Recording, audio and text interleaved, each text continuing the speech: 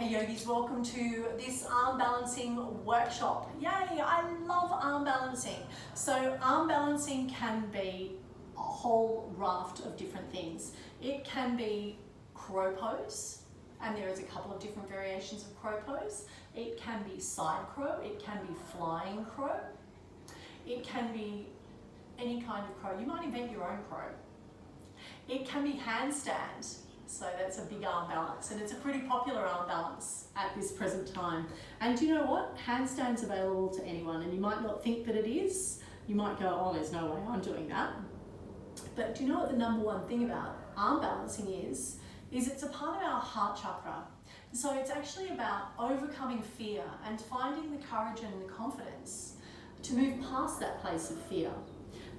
As we start to move into our arm balancing and our crow pose, which we're going to work on today, and if anyone does incidentally want a workshop on handstanding, I'm more than happy to do that, and I can throw that up into the mix as well. But as we move into our hand balancing today, what you'll see is that as you find the courage and the faith in yourself to overcome the fear that you have of falling, it creates this like momentum of courage and confidence, which is really beautiful. And you'll find yourself cheering yourself on as you overcome whatever that fear is. And so if we come back to where fear comes from, fear is ultimately a fear of dying. So we think the baseline here that if we hit the floor, that there's a chance of us dying. And so the fear of death is what essentially is holding us back from there. What we've got to work out is, or what we've got to come to grips with, is that we're actually not going to die if we do this. We're actually going to find the confidence and courage to maintain an arm balance. And that, my friends, can be a really groundbreaking thing. And it's quite exciting to move into arm balances. So let's get started on our arm balances.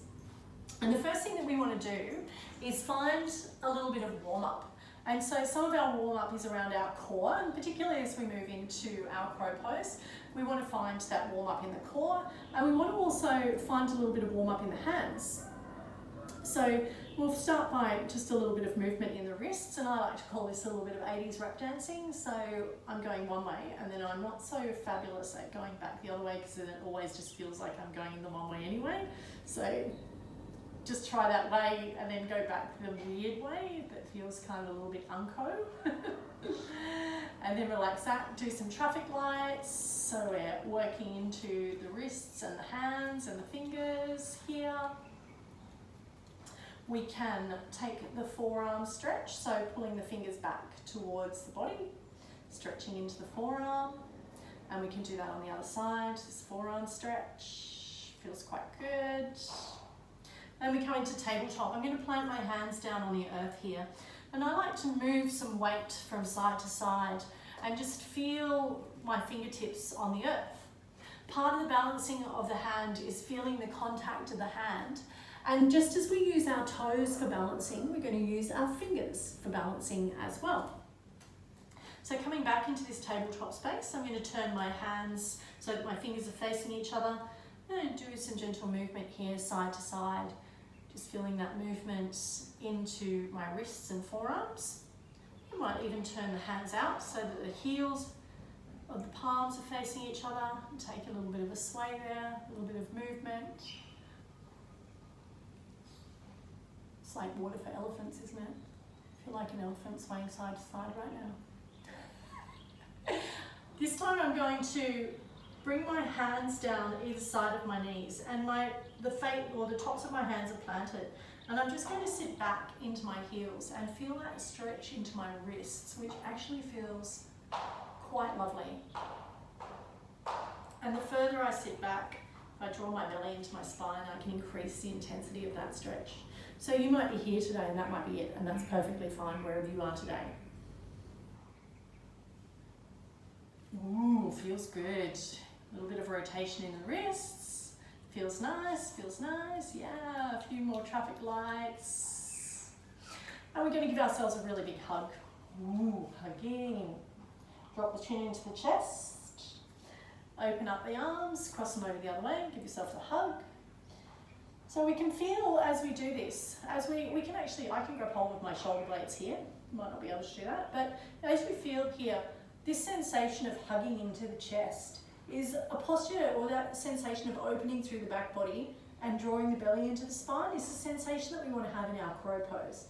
The only difference is that our arms are going to be in front of us. So you can feel that sensation of like opening through the scapula and creating space in the scapula, and that's where our arm balance for our crow is going to be. Take the arms back and we're just going to open up the chest, which is a counter stretch to what we'll be doing through our crow pose. And you can drop the head to one side, to the other side, because that feels nice. And then I just like to do a little bit of movement here, warm it up. Hand claps. And I saw another one, which is like some of these swimmer moves. You can get all very serious here, I'm telling you. Swinging the arms around and back the other way. So just finding a little bit of movement into the shoulder joints here, and that should feel quite good. I'm feeling pretty groovy now. Hopefully everyone else is feeling groovy. So you can feel free to throw this tutorial or this workshop into your, when you're practicing or doing your own home practice, your vinyasa flow. You can pop this, like some of these exercises, like that warm up for your arms and wrists, into your vinyasa flow, and then you can move into your crow if that's going to be part of your practice. So let's do some abs to warm up into that space. So part of the movement in our crow pose is that we want to actually lift the hips. We want to find the core strength, because this is where I actually tell you that crow is a transitional pose. In our Ashtanga Vinyasa, we use it as we come from crow to jump back. And I'm not going to demonstrate that for you today, because that's just a little outrageous for me right now. After coming back from my lovely burn, which you can see on my leg there. It's been fabulous. So, but we are going to start to get into the abs. So, hands. Hands are roughly just outside of the shoulders, and actually they're going to come in and they're going to be directly underneath your shoulders. So quite a little bit different to our downward facing dog and our chaturanga placement. Arm balances. There's no hard and fast rule. You can put your hands wherever you like, quite honestly. However, I'm going to say that joints love stacking.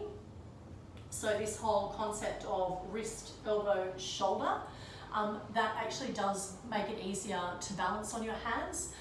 When you're out here, you can kind of get a little bit more wobbly, so you're not as stable, because it's going to create more or require more strength to hold that position out there. But if you actually have the hands underneath, so wrist, elbows and shoulders, that joint stacking there is actually going to make balancing on your hands a little bit more easy. But there is no hard and fast rule here. I'm just making the suggestion that's going to be easier. But if you already have this arm balance and your arms are wider, then man, that's awesome. Anyway, hands, palms planted, hands like starfish. And as you've got the hands here, you can kind of start to feel and pull the fingertips back towards the knuckles. So you're bending as though you're trying to really feel the texture of the mat. Ooh, that feels nice, feels groovy. And you can start to feel that it almost feels like you're doing a little bit of frog action there, gripping onto the mat. So that can be some of the action, and eventually after you get used to practicing in these space for a little while, you will start to use the fingers as we do our toes like little brakes. So we've got our hands set up for our balancing. So my fingers are spread apart and I've got no space underneath my hands. I'm fully gripping down into the mat. I've got a little bit of a pull back with those fingers so that the knuckles, I can feel that shifting back there. My next step is that I'm going to tuck the toes and I'm going to lift the knees up towards the forehead, and I'm going to start to dome up through the back and switch that deep core on. And I'm going to hold here for 4, 3, 2, and 1, and then release down. I'm going to give the hands a little bit of a rest, interlace them behind the back, and give my chest a little bit of an opening, because when we're down here, we're working into the core and we have this closed space here. And in order to open up the heart and get a little bit of a counterbalance, you're going to interlace the fingers, bring them down the back, stretching again into the forearms and the upper arm. Opening up the heart space, we're going to come back. Plant our hands as though we're coming into an arm balance. And this time I'm not going to tuck my toes. I'm going to leave my toes flat and I'm going to lift my knees from here and tuck my forehead in towards my knees. For 5, 4, 3, 2, 1. Exhale and release. And you'll be amazed at what a difference doing some of this core work makes before you go into this arm balancing, because what you're doing is replicating the structure or the physical structure of the arm balance and switching the core on. And the core is like a hungry beast. You can do more and more core exercises and it never fatigues. It just says, oh, give me more. This is such a great thing. We love the core. Hands, palms plant. So you're starting to feel that grip into the floor, pressing down and lifting up. The toes are on the floor, forehead to the knees for 10, 9, 8, 7, 6, 5, 4, 3, 2, 1, and release. Opening the chest, and this time we're not going to take the hands to the floor, but we're just going to squeeze the hands, palms together, and lift the hands a little bit. Exhale and release. So, how do we come into crow? There are 3 different levels of crow, I guess, and then the next step would be crane, which is effectively crow with straight arms, which I will demonstrate. So the first variation of crow that you will learn, my hands are about shoulder width apart. I'm going to lift my hips and my knees are going to come and wrap around my biceps. So as I lift here, my knees are wrapped around my biceps. The next one from here is that we start to bring the knees a little closer to the armpit and the elbows remain bent. And then the third layer, or the third variation, which is the most challenging one, is where the knees actually connect into the elbow and you lift and find your balance here. And it's this variation that enables you to find a little bit of strength in the core to come in and move into some of those other arm balancing postures. So how do we get into our arm balance? If you are completely fearful of this, cushions, bolsters, this is going to stop you banging into the floor. But if you fall over, you're literally 10 centimeters or 20 centimeters from the floor. Like, you're going to be fine. Like, I have fallen out of this, God knows how many times, when I was learning how to crow. And it's just a matter of overcoming that fear and knowing that you've got this. You totally have got this. So, you want to pad yourselves up, go for gold. Otherwise, you've got a trusty yoga mat here, which is just so excited that you're going to do crow. It's almost as excited as I am. So to come into our crow pose, and I'm not too fussy with like how sexy this looks, or if you're going to do a jump into crow, or if you come from balasana and it's really fancy, like we'll guide you into those during your practice. But when you're just practicing crow, let's talk about some of the techniques. So my hands are planted into the earth here. Now I've got my knees in this little funny looking squat position, and they're already going, yep, I know where my biceps are. So that's kind of good. With the gaze, I want to gaze and look at my bolster that's over there. And the reason I want to do this is because I'm going to lift my hips. And in order to transition into crow, see how I want to shift forward into this crow pose? I'm gazing forward. So remember that saying, where the eyes go, the body will flow? If I'm looking down at the earth here going, oh my God, oh my God, oh my God, on my hands, and I lift up, where do you think I'm going to go? I'm going to go straight down to the floor. So that's why we don't look at the floor.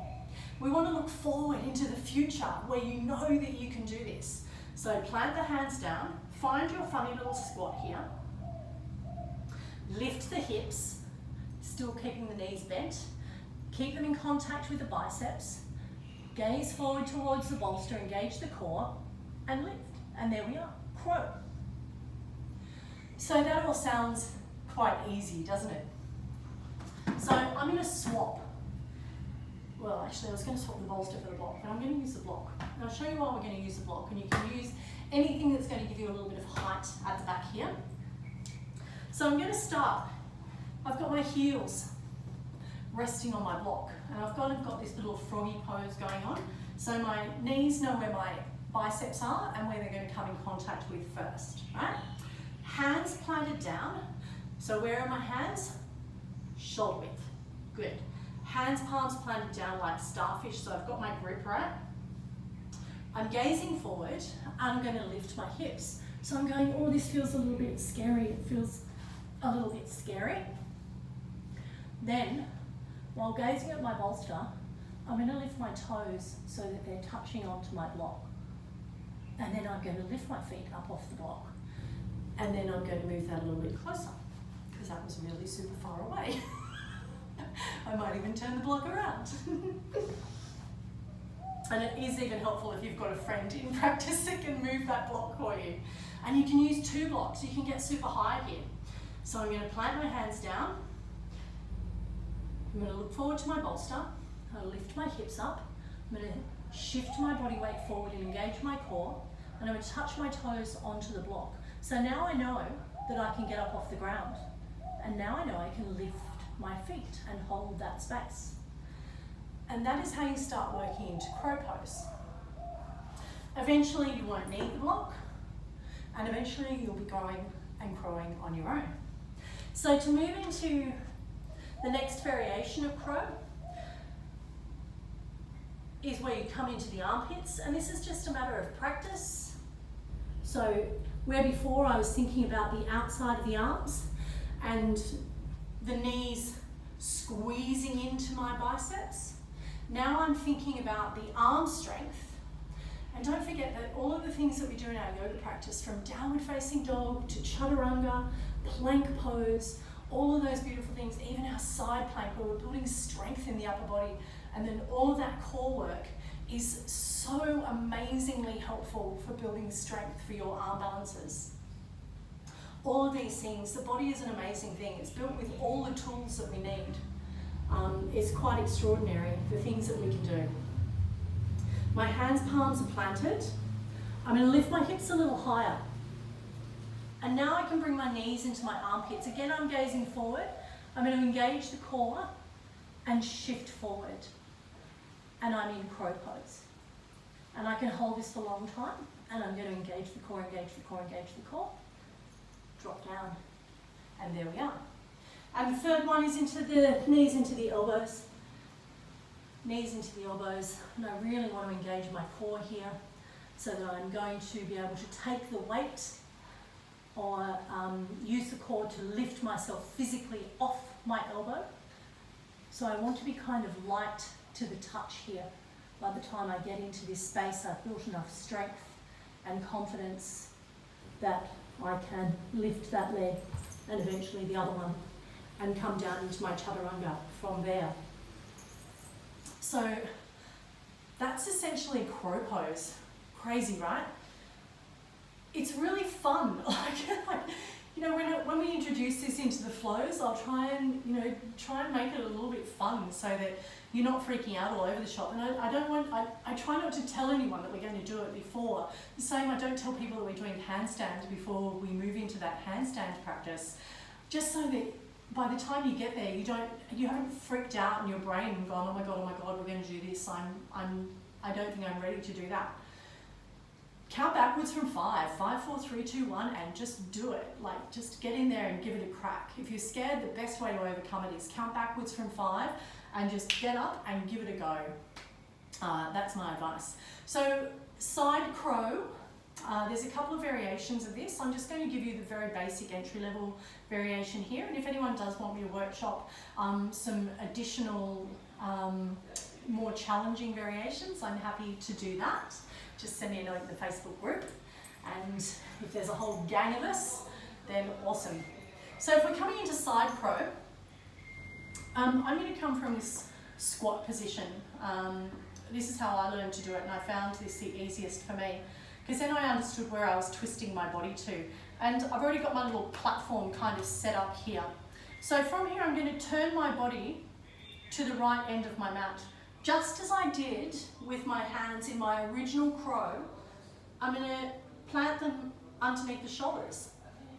Then, right elbow into the right glute here, this little juicy part of your side butt, and this left elbow into the knee space here. Then, just as we do in our crow, we're going to gaze forward towards the bolster, and we're going to shift the body onto that platform. So you're effectively balancing here on the arms, on that platform. And then from here, you can start to unfurl and create a little bit of extra length here. So I'll just demonstrate that on the other side. So I'm in this little box shape. I'm going to take both my hands over to the left.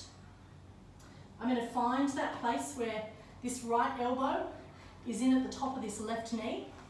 And my left arm, that elbow is digging into that little juicy part of my left butt cheek.